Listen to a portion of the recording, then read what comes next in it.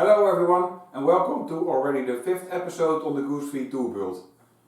In case some of you are wondering why I put my dornier here, is to show you the size of the goose. Many of you probably have a good idea on how big the dornier really is, so I figured if I put the goose next to it, you get an idea of the size. This video is, I will show you how to get from the sub-assemblies to this, and I will show you the tricks on how to get the sheeting on the bottom correct. This is probably the most challenging part of the build, so that's why this is a very big video. But as usual, first have a look at the design in a Rhino. Assembling the front fuselage starts by attaching the balsa sides to the previously built box frame sub-assembly you see here. I recommend to make a few trial fits before actually gluing it, so you make sure it has a nice fit and no unwanted surprises pop up when the glue is already applied. Glue only needs to be applied to the areas covered in this selecting box, because from this former to that point it is straight, it is flat. In front of this former the bend starts, and that will be done in a later stage. It's best to have the fuselage laying on a side flat on the building board, so you can use weights to hold it down while the glue cures. When the glue is cured, you can move on to the next step, which is attaching and bending the balsa towards the nose. This is best done in two steps, with the first being to attach the balsa to this former. You need clamp, building pins or tape to hold it down in place while the glue sets. Then when that is ready, you can move up to attach the balsa to the nose former.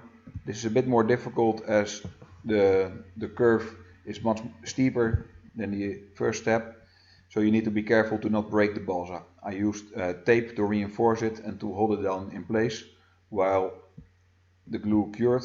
I also found it very useful to use CA and filling powder on this joint, because it sets immediately and you do not have to hold it in place any longer. When that is done, it should look something like this. And then you are ready to move on to the next step, which is to glue in the remaining formers and bending the balsa carefully to the correct shape. This is not too difficult as it's not a steep curve. When that is done, you can move on to the next step, which is sheeting the bottom. Obviously, it's best to have the fuselage upside down when doing this. Before applying the sheeting, you need to sand the edges of the formers and the keel to match the shape of the fuselage, so you have a better joint between the sheeting and the framework. Sheeting this section is very easy and straightforward. In the next part of the video you can see how I did it. It should look like this when this part of the sheeting is ready, and then the parts that make up the step turbulence system need to be glued in place. Also with these parts the edges need to be shaped to follow the shape of the fuselage. And when this is ready and the glue is set, you can move up by applying these parts of the sheeting. In the manual there are templates, so you can pre-cut them to the correct size, and it's very easy to glue them in place. When the rails are in place, the most challenging part of the sheeting is up next, and that is to sheet the area in front of the step. As with the rear, you also need to shape the edges of the formers and the keel to get a good fix between the sheeting and the framework. Also for this part there are templates supplied, so you can pre-cut them to the correct size, but it is a bit challenging to get it correct. Most likely you will have to do some filling and sanding to have it nice and neat.